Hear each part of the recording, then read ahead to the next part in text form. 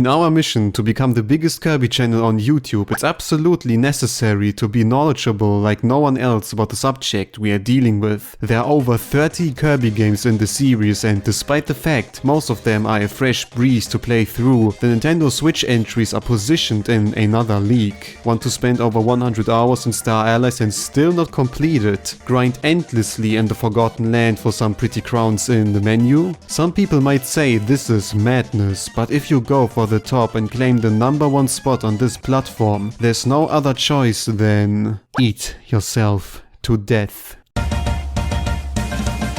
Just like Fighters 2 or Super Clash, Kirby's Dream Buffet follows a similar pattern by being more condensed and offering only a couple of modes in order to justify a smaller eShop release. At first glance, you would think this would lead to a short, straightforward playtime, only increased based on how much you play voluntarily. These titles, however, follow different rules, and as a result of their smaller scope, there are other means to stretch out the experience immensely. First things first, I didn't play a single round online before reaching the 100% and only focused on my gourmet rank alone. This rank is basically your progress system for the game, and after each round you play, be it a full gourmet Grand Prix or simple minigame, your points will be added to this rank. After each level you get access to either a skin, head, music or another new level, and on top of that there are also special goodies to stylize your cake at the hub world. The free run mode is completely optional and doesn't add up to anything, so we will ignore this one for the rest of the video. Unlike in Fighters 2, there aren't really too many different modes like special challenges or whole campaign, so you may already guess which activity will take up most of the playtime. That's right,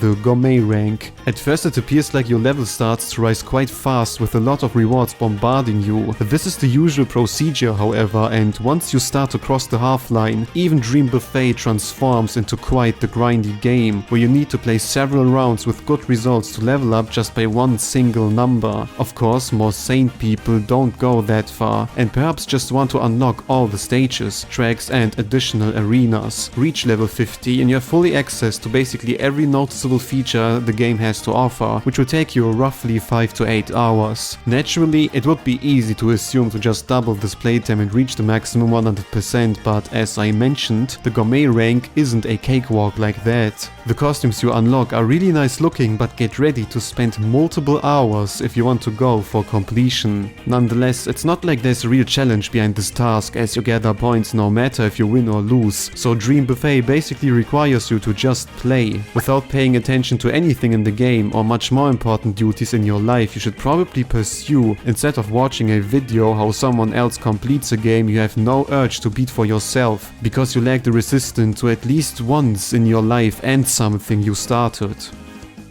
Dream Buffet, funny name. Despite being rather repetitive after some while, it's finally over and we finished another Kirby game.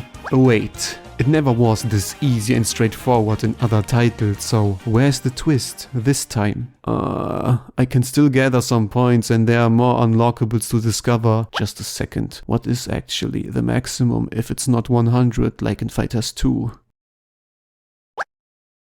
Nothing really changed, as the rewards mainly consist of additional tracks and nothing too noteworthy. It's more than apparent that this progression system is a simple way of letting the player feel as if he's unlocking stuff consistently, creating the feeling of being rewarded. And because Dream Buffet is built around the concept of starting a short, fast round in between or while you wait for your train, it's also probably the best way of keeping interest. I mean, it's not like they expect anyone to complete this game in 2 days, because there's nothing better to do than playing Kirby just to see how long of a grindfest it's going to be. Everything for that #1 spot.